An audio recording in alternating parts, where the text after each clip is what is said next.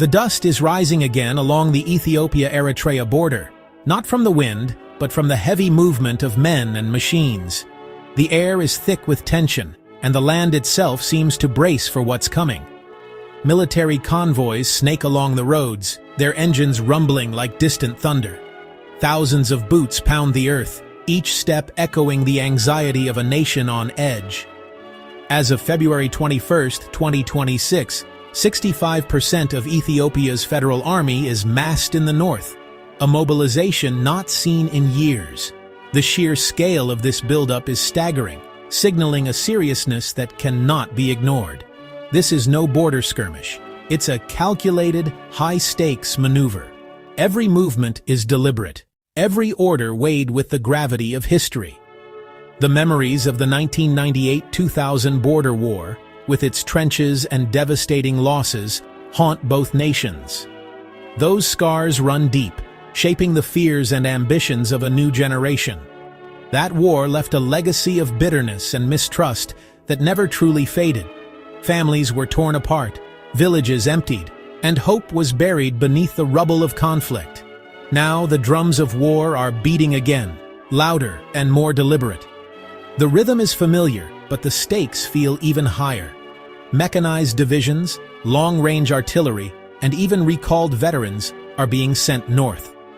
The mobilization is total, drawing in young recruits and seasoned fighters alike. The government in Addis Ababa is speaking through tanks, not just words. Its message is unmistakable. It is prepared to defend or to advance at any cost. The international community's pleas for restraint sound increasingly futile. Diplomats urge calm, but their voices are drowned out by the clatter of weapons and the march of soldiers. The troops are in place, the rhetoric is feverish, and the window for peace is closing fast. Each passing hour brings the region closer to the brink. The question is no longer if conflict will erupt, but how far the fire will spread across an already unstable region. The world watches, holding its breath, as the familiar drumbeat of war grows ever louder.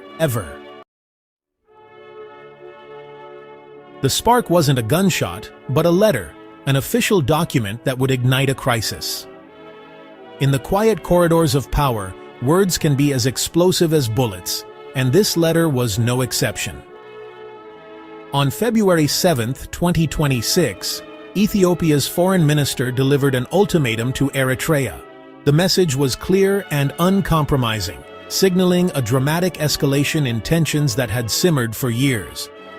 Ethiopia demanded Eritrea withdraw immediately from all disputed territories along their volatile border, lands that have been flashpoints for decades, fueling suspicion and resentment on both sides.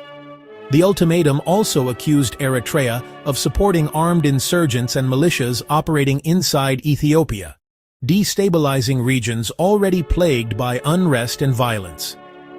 Addis Ababa's government claimed Asmara was fueling chaos, arming rebel groups to fragment Ethiopia from within, a grave charge for a nation already struggling to hold itself together amid internal rebellions and ethnic strife. Eritrea, for its part, dismissed the ultimatum as a fabrication, accusing Ethiopia of inventing a crisis to justify military action and distract from its own domestic troubles. Diplomatic channels quickly collapsed. Negotiations gave way to mutual suspicion, with both sides convinced the other was acting in bad faith. The hope for dialogue faded, replaced by a hardening of positions. For Prime Minister Abiy Ahmed, this ultimatum became a defining moment. He staked not only his government's credibility, but also his own political future on Ethiopia's resolve. Backing down now would mean humiliation, both at home, where public opinion demanded strength, and abroad, where Ethiopia's reputation was on the line.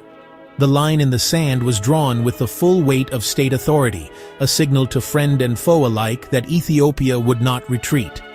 This was no longer negotiation, it was a final warning, a last chance for peace before the storm.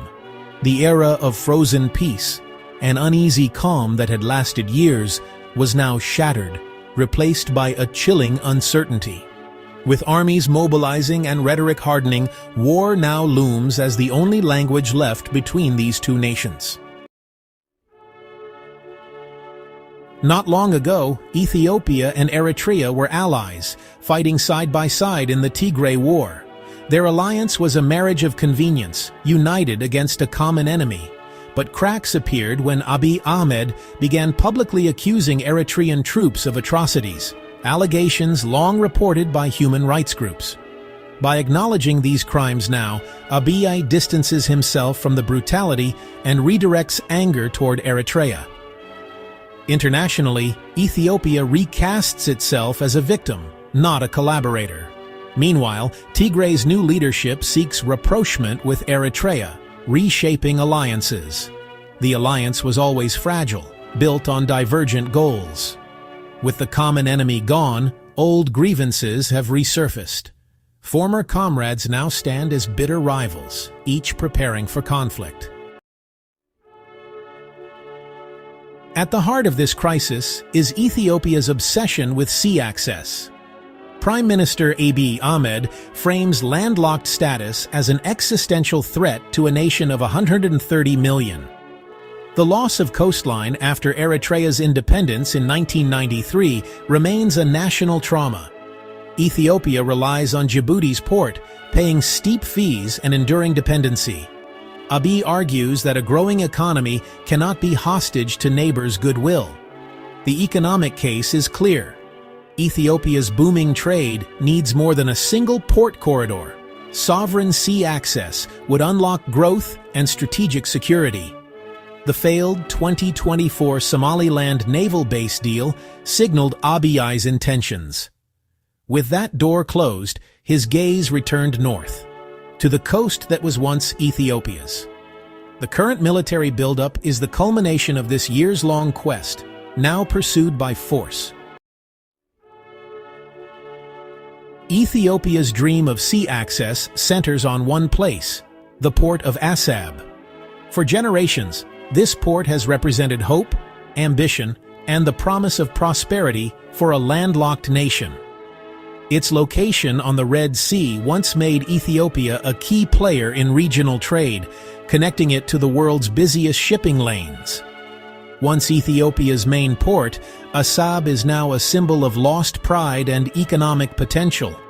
The once bustling docks and warehouses now stand mostly silent, reminders of a time when Ethiopian goods flowed freely to global markets. The port's decline has left a deep scar on Ethiopia's economy and national psyche. Under Eritrean control, the port is underused. For Ethiopia, it's a ready-made solution waiting just across the border.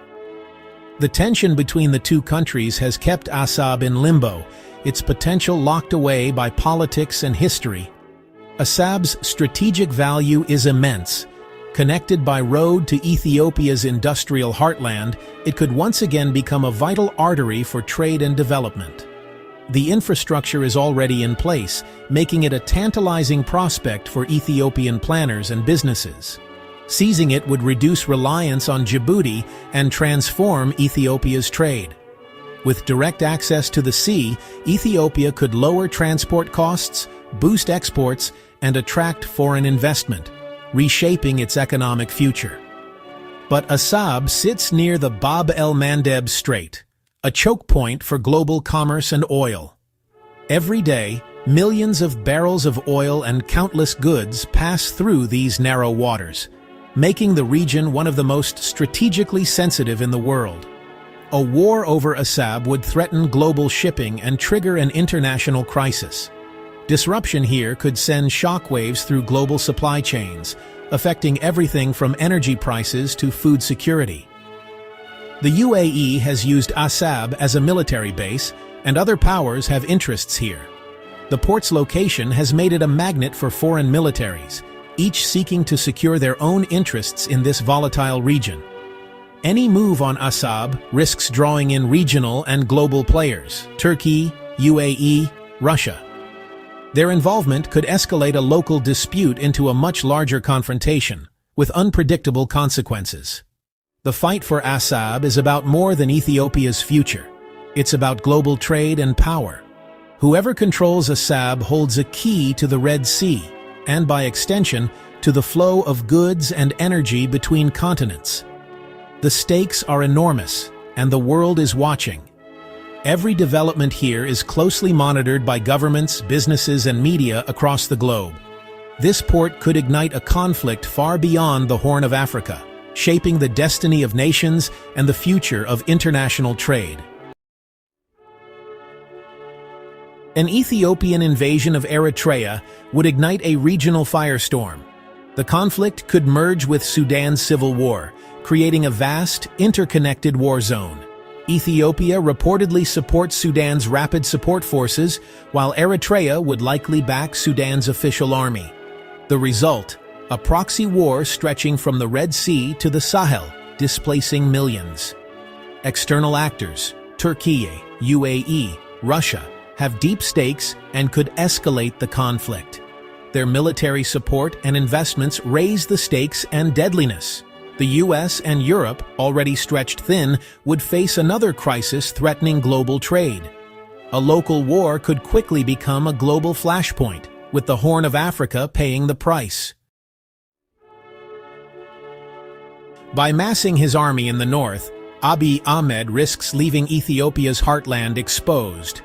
Insurgencies in Oromia and Amhara, long contained by federal troops, now have room to grow.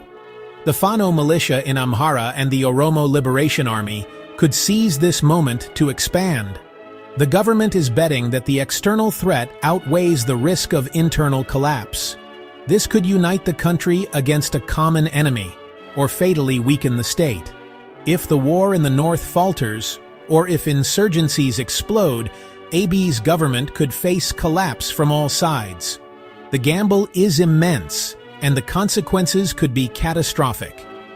Ethiopia stands on a knife's edge, with unity and fragmentation both possible outcomes. Is Ethiopia's move a bold step toward destiny, or a reckless plunge into disaster? The government frames it as necessary for economic survival and national pride. If successful, Abiy could be hailed as a hero who restored Ethiopia's place in the region. But the risks are monumental. A war with Eritrea could become a bloody, drawn-out conflict. The potential for regional and global escalation is real, threatening millions.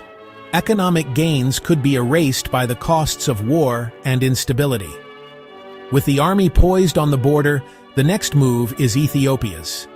Will this be a final push for negotiation or the start of a devastating war? The fate of the Horn of Africa hangs in the balance. The world waits, hoping leaders recognize the abyss before them.